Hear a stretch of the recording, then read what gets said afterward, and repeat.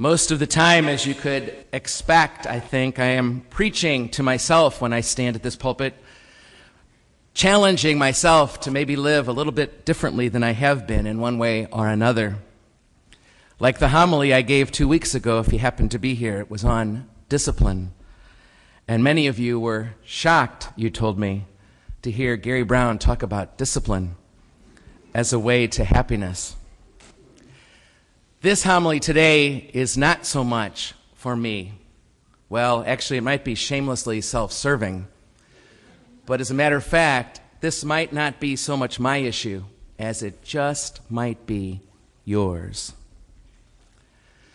New Yorker magazine said recently that there's a new movement afoot. And the movement is described as learning how to embrace your disorder, to say yes to mess. Recent studies, the New Yorker magazine said, described those who have messy desks as the marks of people with creative minds and higher salaries. That people with messy closets are probably better parents than their tidier counterparts. And really neat people are oftentimes humorless, inflexible, and not as great as they look. I see you nudging each other already. Sales of home organizing products are rising exponentially. They suggest that in the next year or two, $2 billion more in sales of products that help us organize our lives will be in this country alone. There's even, believe it or not, a magazine called Closets. Now, there's at least one clinical psychologist who likens this fad, if you will, in our culture to anorexia nervosa.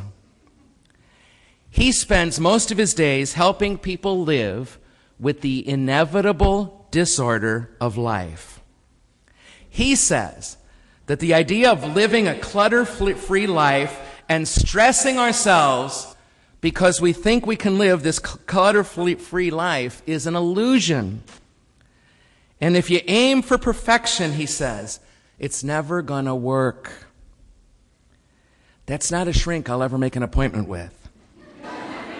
Because I won't need to, probably. A couple of years ago, 2 young women from our community came up to me after Mass, and they said, Father Gary, we're starting a business to help people organize their life, and we'd like to start with you.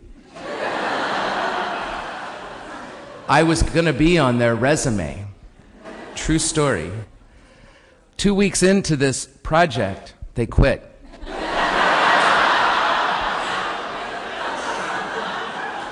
And both of them have since gone on to other careers. We seem to have this deep desire to be neat and tidy and organized, or else we feel badly about ourselves. When our desks are overflowing, when our closets are crammed with clothes, and our garages and basements are packed with who knows what, we tend to feel badly about ourselves and embarrassed and maybe even ashamed. I was talking to a young mom just this weekend of several children, and she was describing an afternoon where a friend of hers and her children were over their house, and one of the kids disappeared. Now, this young lady, this young mom, keeps a pretty decent house, really, really decent by my standards. But one of the kids disappeared, and the other mom went to look for her and found her, and when she came downstairs, she said to this mom, who's a friend of mine, she said, oh, I found him. And she said, oh, where was he? And she said, in your bedroom. You got it. It's the one room in the house she never keeps clean. And she flushed with embarrassment that this friend would see her bedroom a mess.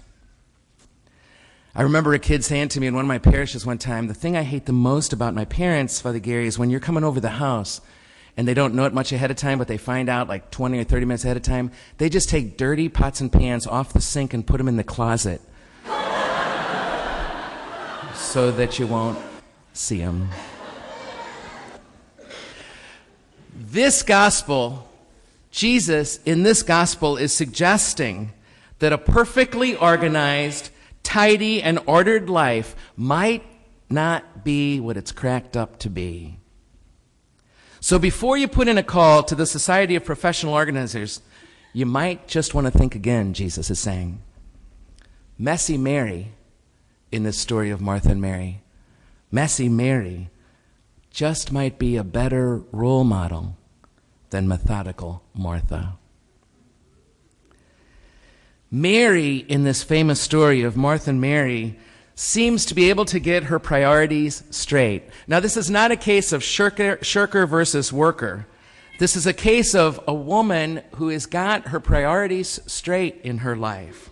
While Martha's fussing over there trying to get everything done, cleaned, organized, and tidy, Mary leaves the stuff in a pile, plops down with her friend, and has a conversation.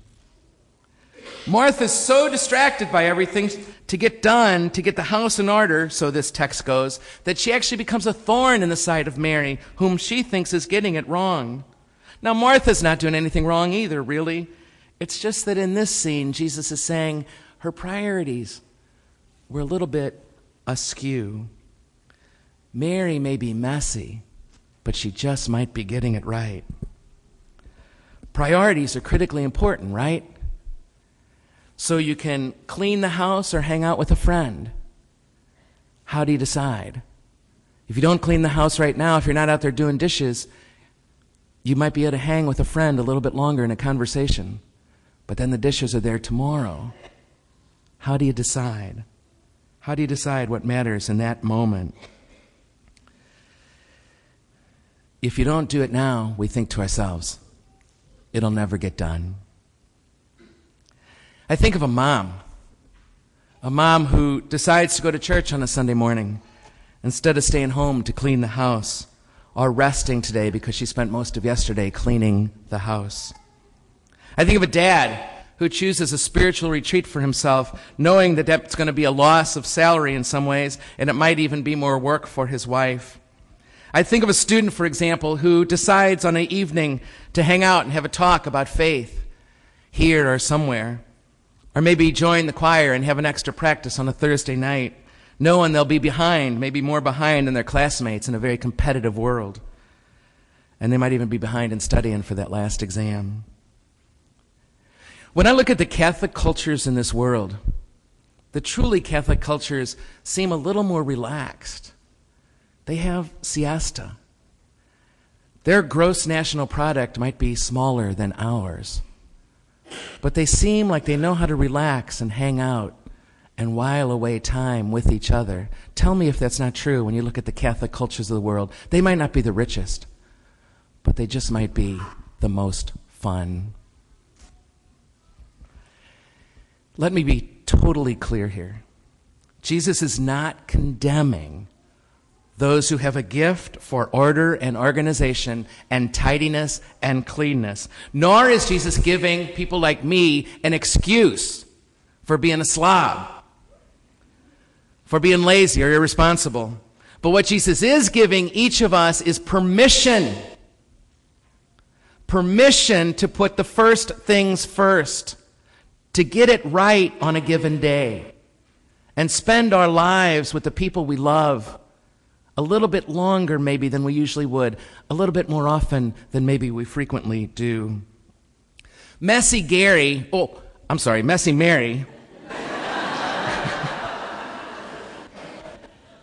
invites us to say yes to mess. Now, you young folks, this is not something you can say back to your mom when she asks you to clean your room. But Jesus is, through Messy Mary, inviting us to say a little bit of a yes to mess and realize that we can't control everything in our environment if we want to do the things that matter most first.